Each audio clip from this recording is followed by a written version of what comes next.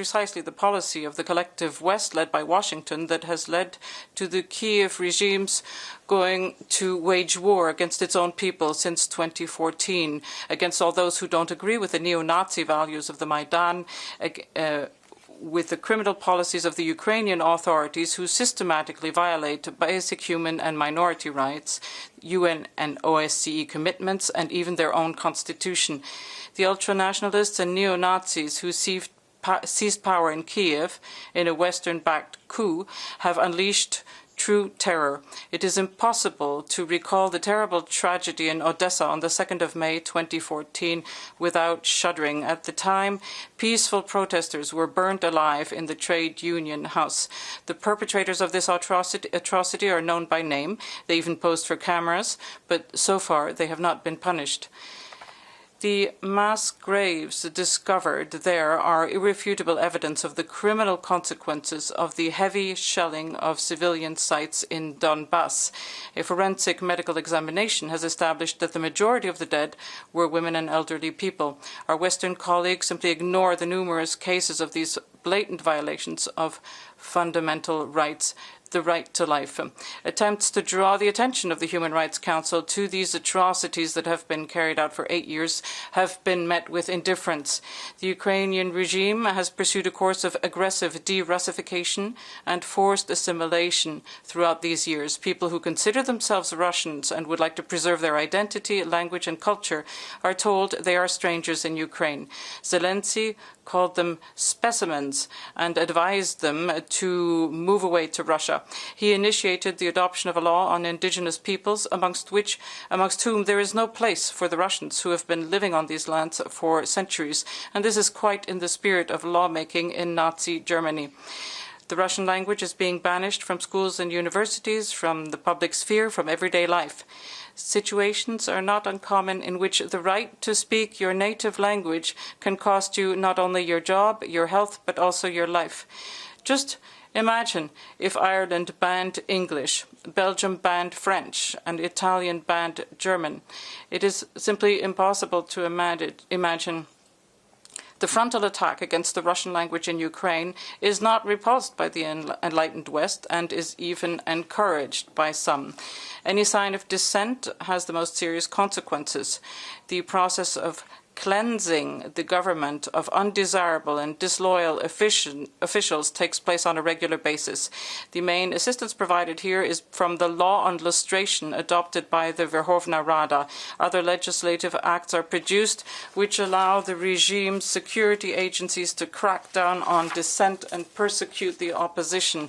The authorities impose bans on TV channels and mass media and carry out repressions against their own citizens, including members of parliament. Is this not a violation of the freedom of speech, the right to express one's opinion?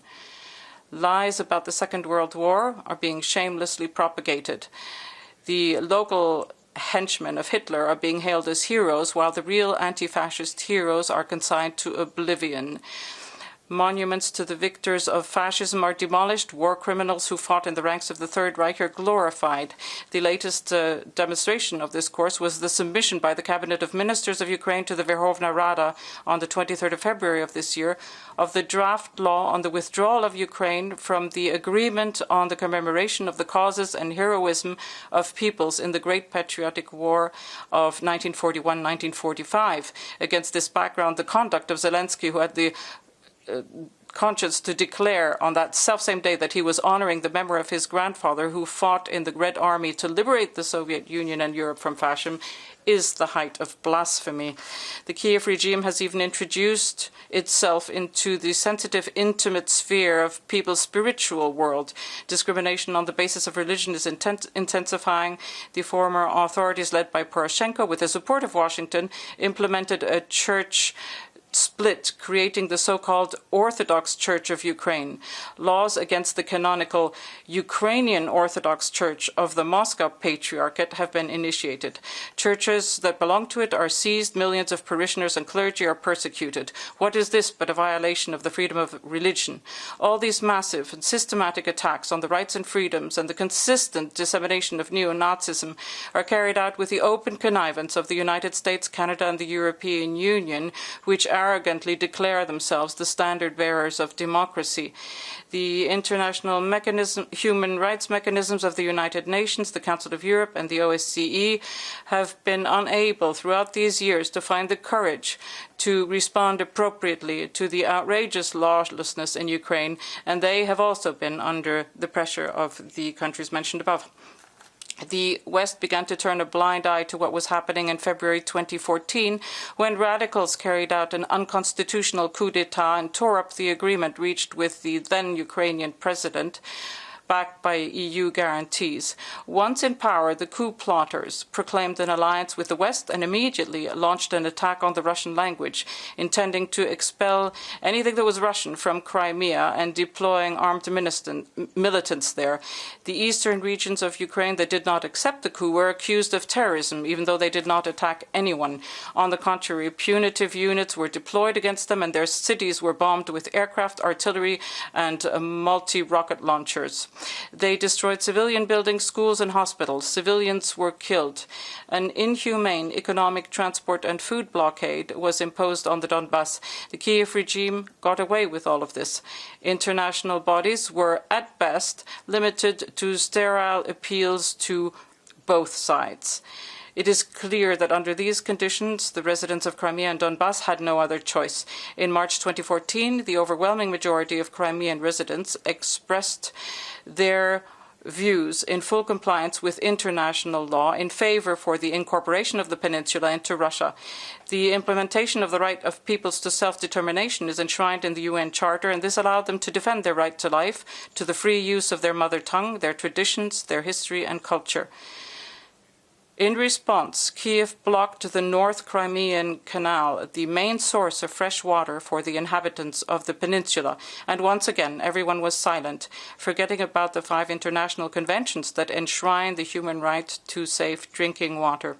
As to the residents of Donbass, after the Minsk package of measures approved by the United Nations Security Council in February 2015, they hoped that they would be heard and that justice would prevail, that Kiev would engage in a dialogue with its citizens, the people of Donetsk and Luhansk, and begin to implement all the other obligations under the Minsk agreements, which, however, Kiev has directly sabotaged with the direct support of the West and has continued armed provocations.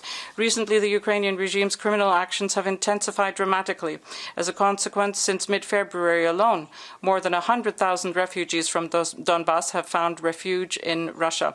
We have collected a solid body of evidence of gross mass violations of human rights committed by the Kiev authorities.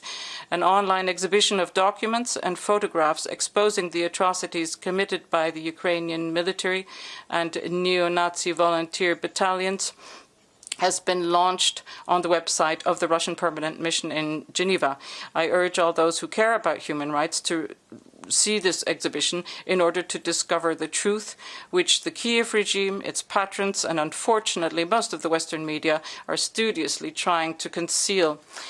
In a context of a gross violation of the rights of Russian and Russian-speaking citizens of Ukraine, the 8-year war unleashed against them with all the characteristics of genocide, the persistent refusal of the West to call the Ukrainian authorities to order, and the absence of any reaction from the UN, the OSCE, and the Council of Europe human rights structures, Russia could not remain indifferent to the fate of the 4 million-strong Donbass.